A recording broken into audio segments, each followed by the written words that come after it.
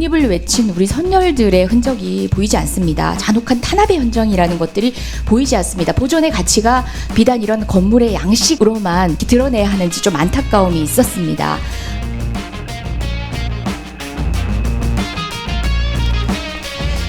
네, 시장님, 이 이름 아십니까? 마남용, 유택수, 이재우, 최효일, 엄순봉, 김창근. 잘 모르겠습니다. 예, 이분들 공통점이 있습니다. 일제 억압에 맞선 독립운동가 분들이십니다. 애국장, 독립장 등 건국 훈장에 추서된 독립운동가고요.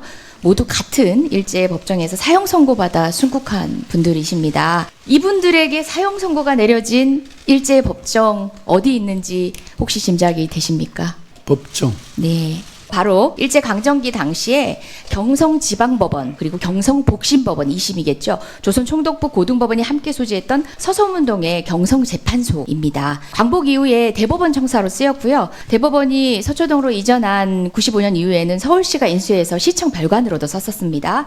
2002년부터는 시립미술관 본관으로 쓰이고 그렇습니다. 있습니다. 네.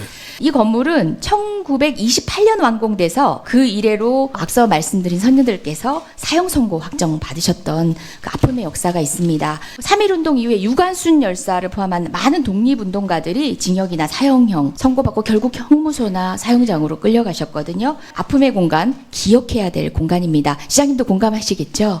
예. 예. 근데 그곳에 앞에 있는 안내판을 저희가 확인을 해봤습니다.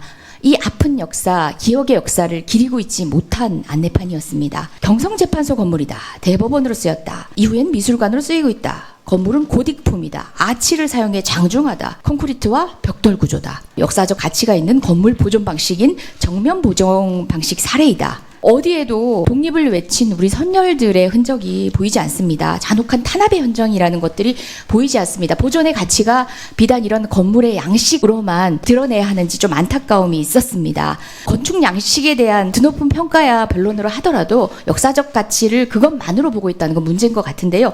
혹시 문화재청의 문제인가 싶어서 봤더니 문화재청 국가문화유산 포털에 등재된 해설 부족하긴 하지만 그래도 한국 침탈의 뼈아픈 역사에 증언을 하고 있습니다. 여기 사이도 마코토 글씨로 나오는 이 머릿돌 같은 경우는요. 사이도 마코토는 3.1운동 직후에 부임했던 사실상 강우규 열사의 폭탄에 죽을 위기를 넘겼었고요. 강우규 열사는 아이러니하게도 경성복심법원에서 사형을 선고받아 순국하셨던 분이거든요. 이런 역사성을 좀 드러내는 방식의 해설이 절실하다는 생각이 들었고요. 마찬가지로 외국인들에게 전달되는 번역도 그와 같은 방식으로 되어 있습니다. 이게 한두 곳이 아니더라고요. 또 하나 보겠습니다. 서울시 의회로 쓰고 있는 구국회의사당 건물인 부민관 입구 옆에 설치된 안내판입니다. 경성부청 서쪽 건너편에 있는 경성부민을 위해 세운 지하 1층, 지상 3층의 철근 콘크리트 건축물이다. 균형감 있는 아름다움을 추구하던 당시의 건축사조가 잘 반영되어 있다라고 되어 있습니다. 근데 이 부민관은요, 당시 친일 어용극이라든지 관제 행사에 동원되기도 했고요. 태평양 전쟁 동원과 선전의 무대로 악용되기도 했던 곳입니다.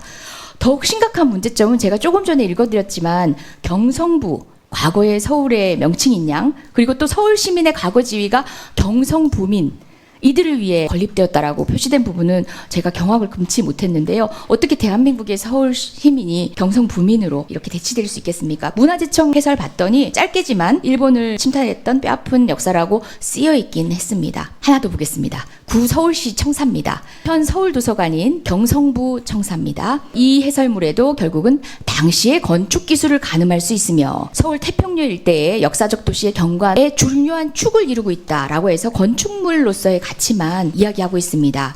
사실 조선과 대한 제국의 수도였던 한성부가 경술국지 한일병합 이후에 일본 제국에 종속돼서 수도로서의 지위를 잃게 됩니다. 경기도에 편입돼서 경성부라는 하나의 도청 소재지로 격화되는 순간인데요. 그래서 경성시민, 경성부민, 경성부란 얘기가 더 아프게 다가오는 겁니다. 이 장황한 건축 양식에 대한 설명 제가 부인하고 싶어서가 아니라 역사성이 없는 해설이 너무 안타깝습니다. 문화재청 해설은 짧게나마 일본이 자행했던 한국 침탈의 역사를 증언하고 있다라는 구절이 있긴 합니다. 사실상 경성부청의 완공은 한반도 지배에 있어서 통치 방식의 전환의 상징과도 같은 것이거든요. 또 살고 맞고 총도 부임과 동시에 문화 통치로서 전환되고 하는 여러 가지 역사성이 있는 내용들이 있는데 이와 같이 건축물의 어떤 역사적 가치만 드러내다 보니까 우리 역사인식의 틀을 비뚤었던 일제 식민지 근대화론의 이해가 이 해설 안에 담겨 있는 게 아닌가. 우리 아이들에게는 이것이 어떤 것으로 인식이 될까?